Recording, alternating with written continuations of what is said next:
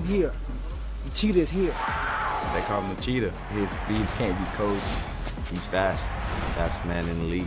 The cheetah flies by. His speed on the field is spectacular to watch. Every defense feel his speed. Defense has got a key on him. He can open up the offense. The cheetah runs to the end zone.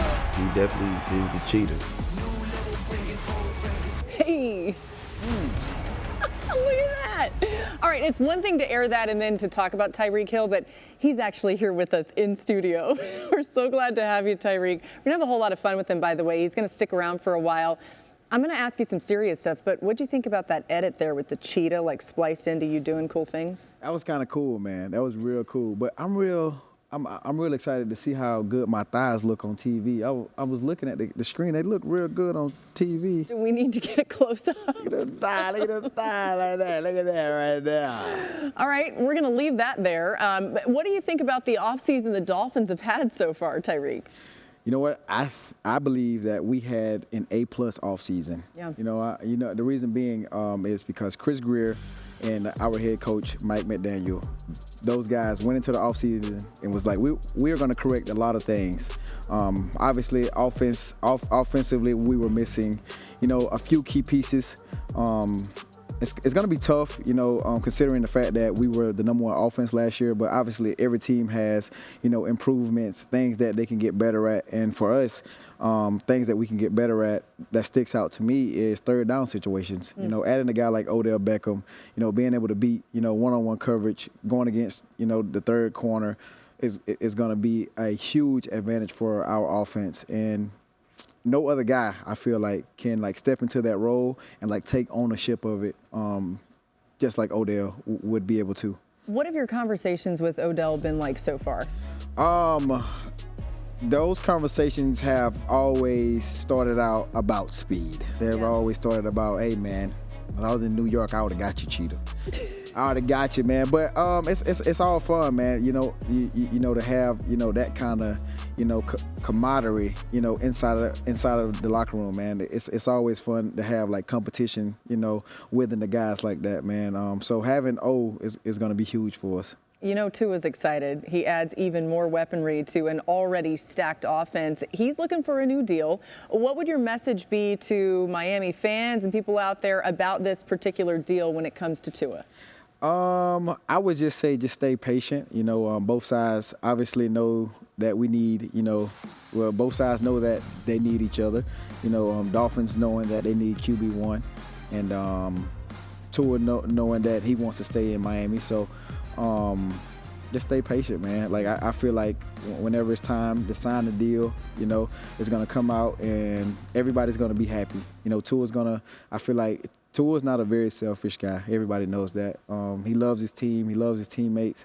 And he wants to keep all of the guys together, you know what I'm saying? Because he understands that if he signs a deal where, it's friendly, or people will say friendly, he will be able to keep a lot of people around him and be able to continue the success on down the line for the organization, man. So I'm hoping he becomes the highest paid, though, because he deserves it, man. If you understand where Tua has come from and just from his time getting drafted to now, just that whole path and just everything he has had to overcome from coach after coach after coach. I feel like it's one of those Cinderella stories for real, and just I think it's truly amazing, man. So he deserves it. How about the wide receiver market right now, though? It's exploding. It's blowing up. It's blowing up, man, and that's real good too, though. And for me, man, I kid from South Georgia, from small Pearson, Georgia, man. Being able to set the market whenever it was 30, I was real happy for that. And now that Justin Jefferson has created a whole new wave of 35 million, it's yo, this is crazy, man. So I'm real excited to see where the market goes from here, because you still got guys like CeeDee Lamb, you guys got guys like Jamar Chase who still hasn't signed. So it's fun, man. It's fun to see the league continuing to grow, see the league continue to, put money into other positions, man. So it's definitely fun. Yeah, you have an out actually in your contract after next season with the Dolphins. What have your conversations been with them about a new deal so that maybe you could reset this whole thing again? Man, I just told my agent, man, I said, look, don't get me traded this time. I don't want to leave Miami. I love Miami, man. So whatever it takes, man, like just like I'm very content with where I am right now. I love the team. I love the head coach. I love the organization, man. Just the way that I'm able to, take my family everywhere and just, be the guy that, I want to be, like be my own person. So I don't want to leave. I'm very content with where I am. So if they just decide to like keep me where I am, I'm content. But if they decide to, say, Reek, we're going to give you a pay raise. There you go, man. But I know it's going to happen. So all I got to do is just stay the course, focus on winning games, helping this organization, win, in January, February. And I feel like everything will pay off. That was good. You were talking right to the front office right there. It was very well said. Hey, guys. Okay, one of the great things about this Miami team is the way that Mike McDaniel designs this offense, and he does so much with you in mind. What would you say about his creativity when it comes to play calling and designing the offense? You know what? It's a lot of fun to watch. It's a lot of fun to watch, right? But being a part of it is not like the funnest, because when you watch, our offense, there's always like a fast guy in motion, and that particular fast guy is typically myself. And a lot of people don't understand that I be so tired. Like I be like, I'm running a route before the play starts.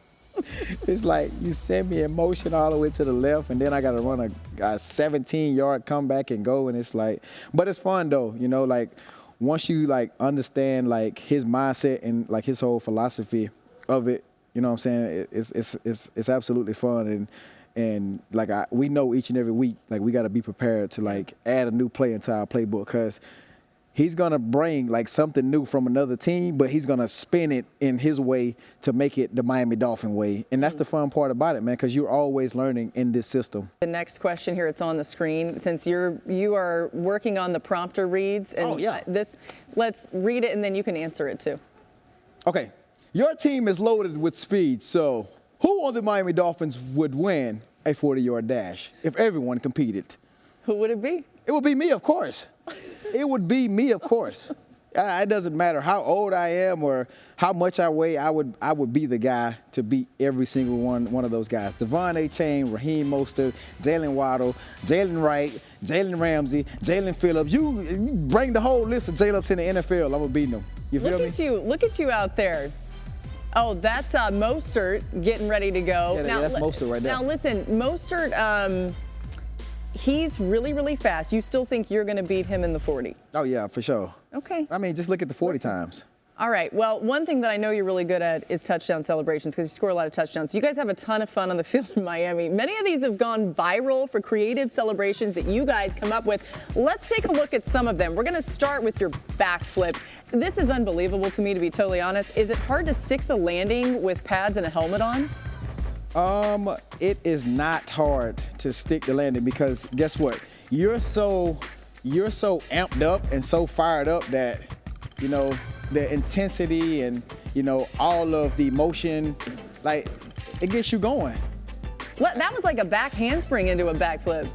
How'd you learn how to do that? That's a beautiful thing to see. But it's still raw, though. Like, you can tell, like, from the techniques that I got. Like, I'm still learning how to do a backflip. How about the waddle from Jalen Waddle?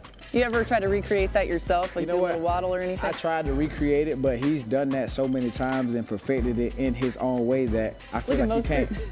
Like, you see most of him, like, see Waddle, he got the perfect penguin waddle.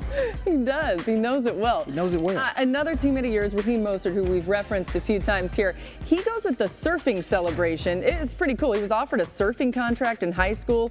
How would you do if you tried to surf like this? Have you ever tried this? Oh, there it is. Look, there you go. See, look, as you can tell, but I was like surfing for real, though, you do that ever? I just feel like I don't have like the mental balance to go out there and surf. You feel me?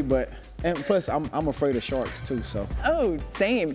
What about former teammate Mike Gesicki, who he did this gritty, which I don't know. Some people thought this wasn't as bad as other people thought. I actually think he did okay, but how would you grade it? I would say in this gritty right here, Mike Gesicki was not listening to right foot creep. He was listening to oh my darling, That's his gritty right there. So you gotta keep working on that gritty, hey, Mike Gesicki. We got the whole family here too, by the way, and they're up there grittying. Let's get Now, who is this?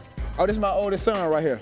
Hey, let's do the gritty. Let's see Two-time, hold on, two-time real quick, two-time. Oh, yeah. Get it. Two-time real quick, roll that up on Come on, let's see the gritty. What's the grid? Hey, Oh, there we go. Hey. Anybody else want to do it? We got more in Anybody else want to do the gritty? Come on down, y'all. Oh my God, that's so cute. You guys are good. Hey. You got any critique? Or do they look pretty good? I think You know they look what? great. You know what? I think those gritty. Those are some good gritties, and they learn from Justin Jefferson. Oh look! Pretend like he's hurt. He's hurt. Oh! He pulled out the Jamar Chase gritty. Oh my goodness. Thanks so much to Tyreek and family for being here in studio. This is a whole lot of fun. Top two are a stick. Top two are a stick. We all know that Patrick and Tua are the top two quarterbacks in the NFL. Let's go. You know what I'm saying? So you got Josh Allen, you got Joe Burrow, you got a lot of great guys, man. But I feel like people got to understand who I am as a person. I'm a troll. If you go to my Twitter bio, it says, I enjoy starting stuff, then leaving.